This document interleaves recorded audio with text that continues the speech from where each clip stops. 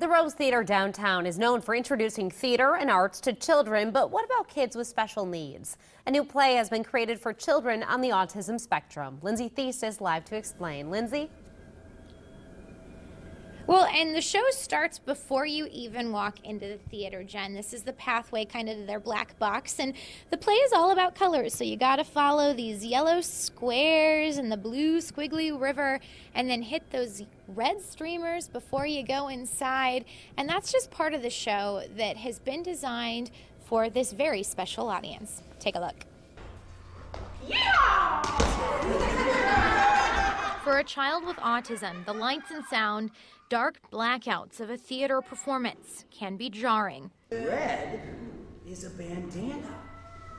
But a new show is helping children settle into the performance, one that was specially designed for kids on the spectrum and young children.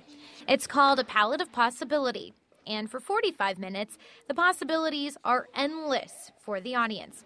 There's no set plot with the actors, and they interact with the audience, where make-believe becomes real and a world of wonder unfolds before kids' eyes. The play is the work of Greta Berghammer, a University of Northern Iowa professor who spent the last 6 years researching drama for children on the autism spectrum. All of the actors are teachers at the Rose Theater, too, which helps them guide the kids.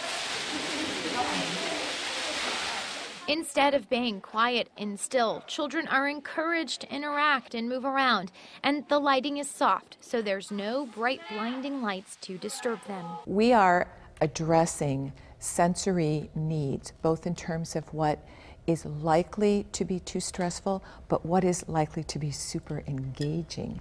The play follows colors, blue, red, and yellow, and plays into the senses of the audience, opening them to a palette of possibility of theater and art. This being hands-on was especially fun for my two. She loved it, really, she was. I kept watching her. I kept watching her little face and seeing if she was watching, and she was.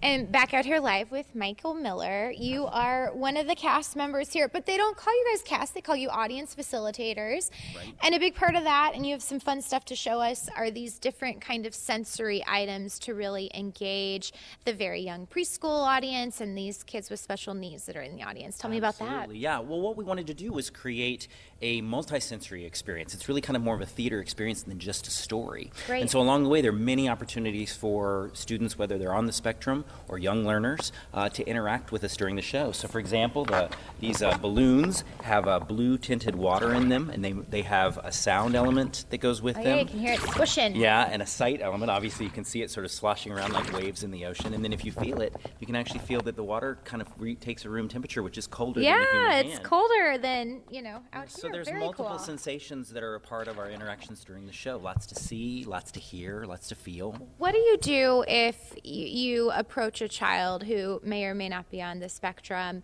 and invite them in to, say, grab the balloon, and they don't want to? Absolutely. Well, one of the things our director, Greta Berghammer, emphasized was that if they reject an experience to participate once, it doesn't mean a rejection for the whole show.